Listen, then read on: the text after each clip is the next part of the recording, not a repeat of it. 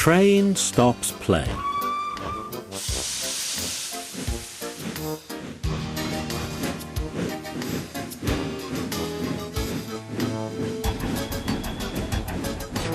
You are very lucky engines, said Stepney. Your branch has got everything. It's long enough to give you a good run and you have plenty of passengers. Then you've a quarry, a mine and some factories. So you need plenty of trucks. Trucks are fun, he went on wistfully. I miss them on our line. Percy looked surprised. You can take mine and welcome this morning, he said. So they asked permission and then went off to collect them.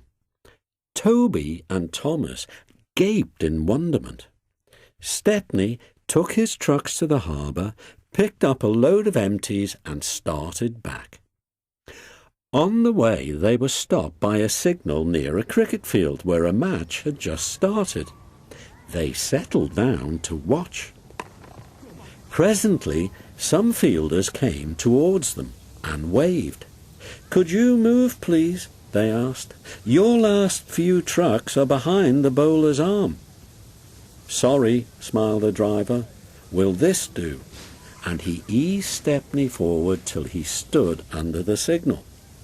The cricketers shouted their thanks and play started again. The batsman hit out and soon a skyer towered towards the train. Clunk! Down went the signal. There was another clunk too, as the ball fell on the train. But neither driver nor fireman heard it. They were too busy. Stop! Yelled the fieldsman. But Stepney's noisy starting drowned their shouts. Come along, he puffed to the trucks and left the frantic fieldsman behind. Our one and only ball, they said sadly. 4 of them piled into an ancient car. Wake up, Caroline, they said. Caroline coughed crossly, reluctantly came to life, and they rolled out onto the road. Stepney wasn't hurrying. He had just crossed the river when Caroline came up behind. Toot! Toot! She wailed. Road and rail ran side by side. The cricketers waved and shouted, but they were too far away for the fireman to recognise them or hear clearly what they said. If those jokers want a race, remarked the driver, they can have one. He advanced his regulator and Stepney drew ahead. Poor Caroline wasn't happy. She rattled along at twice her usual speed. Master shouldn't treat me like this, she grumbled. This pace is too hot for my system.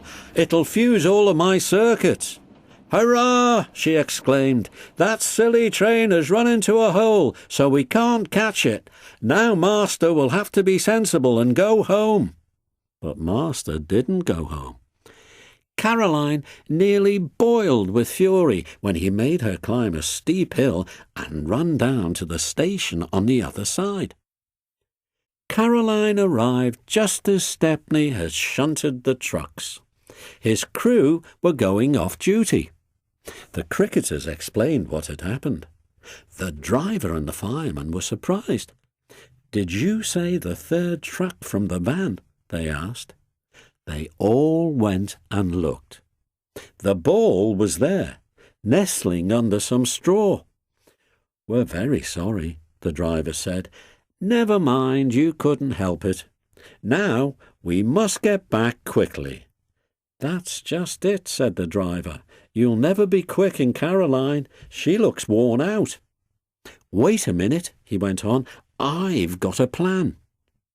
The driver spoke to the station master and signalman. Then they rolled Caroline onto a flat truck and coupled a brake van behind. The cricketers got in and Stepney pulled the train. They reached the field in no time. Stepney watched from a siding while driver, fireman and guard sat in the pavilion. There were no more lost balls and the game was played to an exciting finish. Even Caroline was pleased. She doesn't think trains silly now. They have their uses, she says. They can save the wear on a poor car's wheels.